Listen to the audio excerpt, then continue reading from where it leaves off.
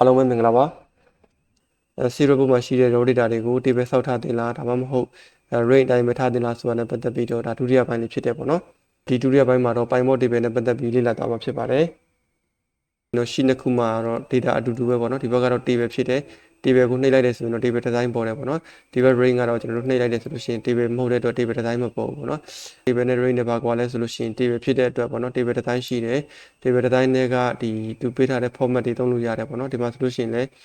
table style မှာဆိုလို့ရှိရင်လည်းကြိုက်တဲ့ table style ကိုသုံးလို့ရတယ်ပေါ့နော် table style တွေအများကြီးရှိတဲ့ထဲကဒီ table style လေးကိုယူလိုက်တယ်ပေါ့နော်ကျွန်တော်တို့ table design ကနေပြီးတော့ save ဆိုပြီးတော့ table name ကိုပေးလိုက်မယ်ပေါ့နော်ဆိုတော့ Python table စပြီးစောင့်ကြည့်ပါမယ်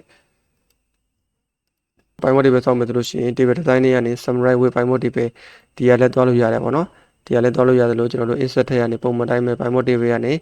from table range ဆိုတဲ့ဟာနဲ့ Python table ကိုသွားလို့ရပါတယ်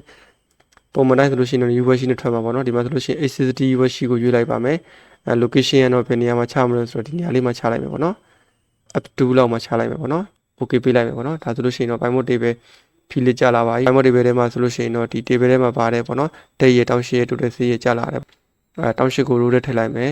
တူတဲ့ဆေးကို value ထဲမှာထည့်လိုက်မယ်ပေါ့နော်ဒါဆိုလို့ရှိရင်တော့မြို့နယ်တစ်ခုချင်းဒီရဲ့ဆေးမောင်လည်းထွက်လာသလို current total လည်းထွက်လာဒီရှင်းနေမှာဆိုလို့ရှိရင် row တစ်ချောင်းတိုးကြည့်လိုက်မယ်ပေါ့နော်ကမာယုမှာရှိတဲ့73သိန်းတစ်ချောင်းကိုထပ်ပြီးတိုးကြည့်လိုက်မယ်ပေါ့နော်ကမာယုကလက်ရှိအခြေအနေမှာဆိုလို့ရှိရင်တော့134သိန်းကျော်ဒီထဲကို73သိန်းထပ်ပြီးတိုးမဲ့အနေအထားဖြစ်တယ်ပေါ့နော်ဒါလေးကို refresh နှိပ်ကြည့်ပါမယ် refresh လုပ်မယ်ဆိုလို့ရှိရင် Python ကို check click ပြီးတော့ဒီ right click ကနေဒီ refresh ကိုနှိပ်လို့ရတယ်လို့ဒီ data တွေကနေပြီးတော့ဒီ refresh ကိုလည်းနှိပ်လို့ရတယ်ပေါ့နော်ဆိုတော့ refresh ကိုနှိပ်ကြည့်လိုက်မယ်ပေါ့နော်ဒါဆိုလို့ရှိရင်တော့ကမာယုက140ကျော်ဖြစ်ပြီးတော့ပြောင်းသွားအောင်တွေ့ရတယ်ပေါ့နော်ဒါတော့ table ကနေပြီးတော့ Python ကိုယူတာဖြစ်တဲ့အတွက် automatic ဒီ73သိန်းရဆိုလို့ရှိရင်ကမာယုထဲမှာဝင်သွားအောင်တွေ့ရတယ်ပေါ့နော်ကျွန်တော်တို့ range ကိုကြည့်ကြည့်မယ်ပေါ့နော် range မှာလည်းကျွန်တော်တို့ Python table ဆောက်လိုက်ပါမယ် insert ထဲကနေ Python table ကနေ from table range ကိုနှိပ်လိုက်ပါပြီ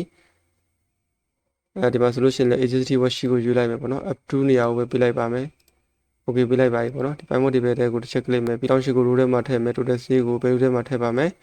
ဒါဆိုလို့ရှိရင်တော့ကမာယုက130ကျော်ပေါ့နော် table ဘက်ကရှိတိုင်းပဲထွက်နေရပေါ့နော်ဒီချိန်မှာဆိုလို့ရှိရင်ကမာယုကို row တစ်ချောင်းတိုးကြည့်မယ်ပေါ့နော်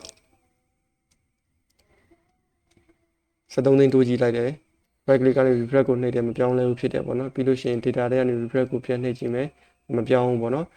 ဘာလို့တော့ဆိုလို့ရှိရင် range ဖြစ်နေတော့မပြောင်းခြင်းဖြစ်တယ်ဒီအခြေအနေမှာစုပြန်ချိန်မှသာလျှင်ကမာယုကအမောင့်တက်လာမှာဖြစ်တယ်ပေါ့နော်ဆိုချိန်မှုဆိုလို့ရှိရင် Python table analysis တွေကိုဝင်မယ် chain data ဆိုတဲ့ကိုဝင်မယ်ပေါ့နော်ပြီးလို့ရှိရင် chain data ဆိုကိုနှိပ်မယ်ဒါကတော့ပထမ store ရှိပြီးသားအနေထားပေါ့နော်ဒီကောင်ကို select ပြန်မှတ်ပေးလိုက်ပါမယ်အောက်က73သိန်းမှာပေါင်းမှတ်ပေးလိုက်မယ်ပေါ့နော် okay ပေးလိုက်ပါပြီအခုမှသာလျှင်ကမာယုက140ကျော်နဲ့ဝင်သွားပါပေါ့နော်ဒီမှာဆိုလို့ရှိရင် table နဲ့ range ရဲ့ကွာခြားချက်ကတော့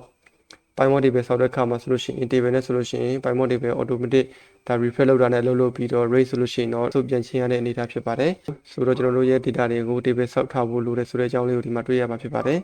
ကျေးဇူးအများကြီးတင်ပါတယ်